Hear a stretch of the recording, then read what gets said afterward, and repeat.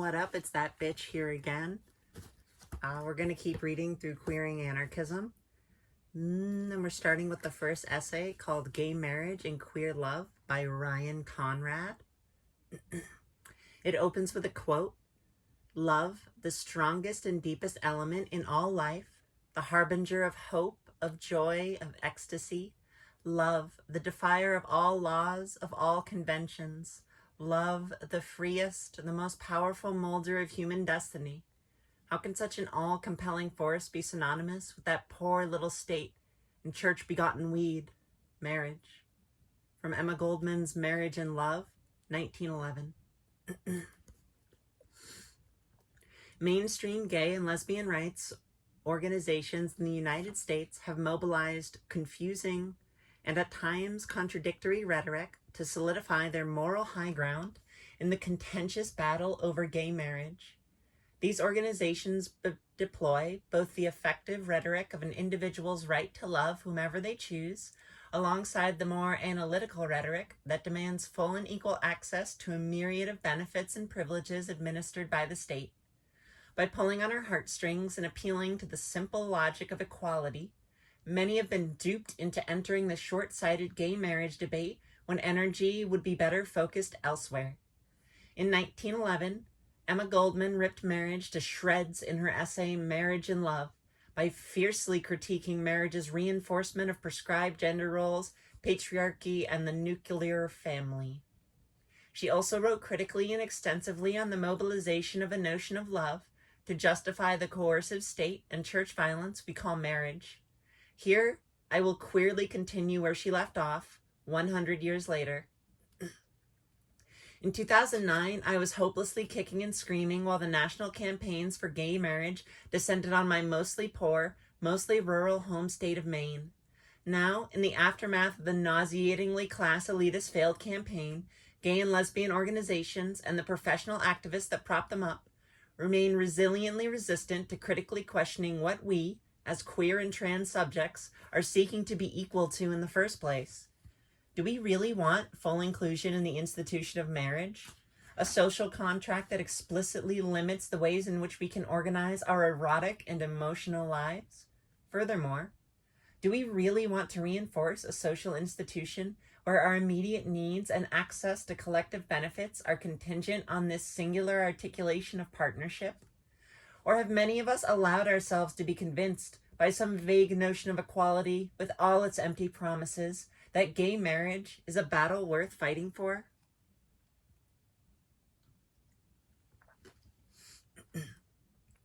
Mainstream gay and lesbian organizations position their campaign strategy and engrossing rhetoric around two competing discourses, roughly examined here. By dissecting these competing discourses, one can see that marriage has little to do with love, and that the mainstream gay and lesbian organizations' investments in winning the gay marriage battle further erode any possibility for a radically equitable queer future. A future that was once dared to be imagined by radical queers and trans folk organizing with ACT UP, Queer to the Left, and the George Jackson Brigade, and is still imagined today by radical grassroots organizations like Queers for Economic Justice, Lagai Queer Insurrection, and Gay Shame, to name a few. The first of these discourses is the highly effective and emotionally charged rhetoric of the individual's right to love whomever one chooses. The messaging that the gay marriage campaigns invoke here actively reinscribes the institution of marriage as one that is defined by and organized around a notion of love. With protest signs displaying slogans like, "Who else is fighting for love?" or "It's my right to love whoever I want," one is to believe that love is primarily what is at stake in the gay marriage debate. But as many historians have shown, marriage has never been centrally organized around love, but the buying and selling of women as property through a patriarchal dowry system that evolved into the soft coercion of domestic indentured servitude that Goldman so aptly dismantled in her writing. Although many of the more explicitly violent machinations of marriage have abated in the United States, the structural and individual violence continues.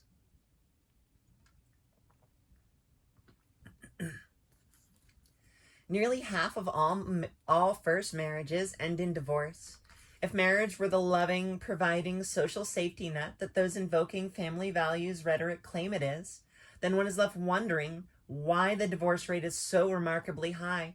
Perhaps it is that nearly 7.8 million women have been raped by an intimate partner at some point in their lives, or that domestic violence is the leading cause of injury to women between the ages of 15 and 44 in the United States.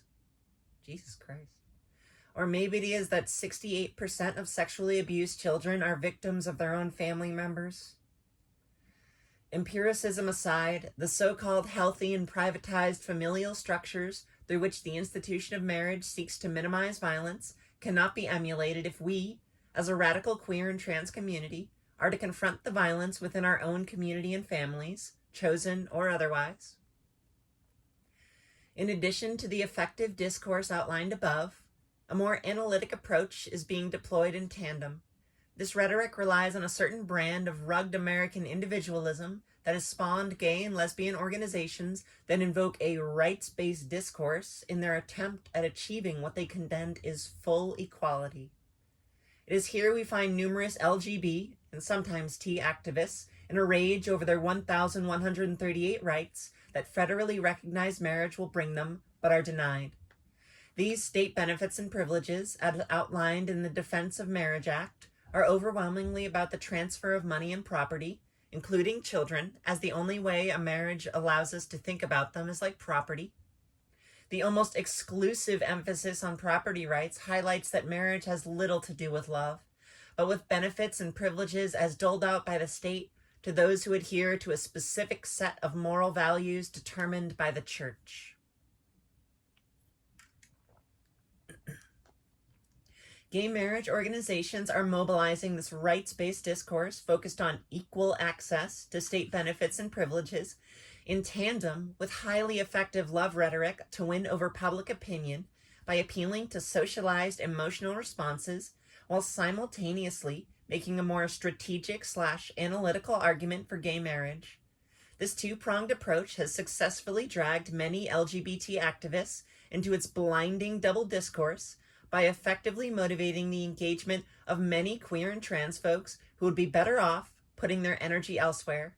What if we, as a queer and trans social justice movement, focused on achieving access to many of marriage's forbidden fruits, like healthcare, freedom of movement across nation-state borders, etc., for all people, not just citizen couples, gay, straight, or otherwise? Fortunately, this double discourse will fail miserably in the long term because it is impossible to claim marriage is an institution based on love when the only way to do so is to mimic the hyper-conservative family values rhetoric of the Christian right. The normalizing function of this claim that loving families can only exist within the narrow confines of an immediate nuclear family structure, gay or straight, will continue to mark some families as worthy of survival and others as a deadly threat. As noted by gay historian John D'Amelio in his piece, quote, "The marriage fight is setting us back," unquote, greater acceptance of gay and lesbian people has largely come from straight people abandoning fantasy familial conservatism, opting for queerer, more non-traditional ways of organizing both their erotic lives and their families. I feel represented. The smiling white families posed in picturesque suburban backyards that appear on pro-gay marriage campaign materials in Maine look no different than the anti-gay marriage propaganda of smiling white families in picturesque suburban backyards. Not only did the visual narratives mimic one another, save the difference in gendered couples among neo-nuclear gay families, the accompanying family values rhetoric was nearly identical. The fervent reinvestment in the nuclear family, gay or straight, as a site of financial security, moral aptitude, and physical safety for the child should be horrifying to us all. This kind of logic around familiar safety has been challenged by 3 decades of feminist critique that problematizes the nuclear family as the primary site of sexual violence against children and cannot be erased or obscured through this rhetorical appeal. This neoliberal fantasy of the nuclear family as the only provider of emotional and economic safety is being recovered and deployed by the contemporary gay rights movement. In a bizarre twist in history, gays and lesbians are turning their backs on the kind of radical new configurations of family that have liberated straight people.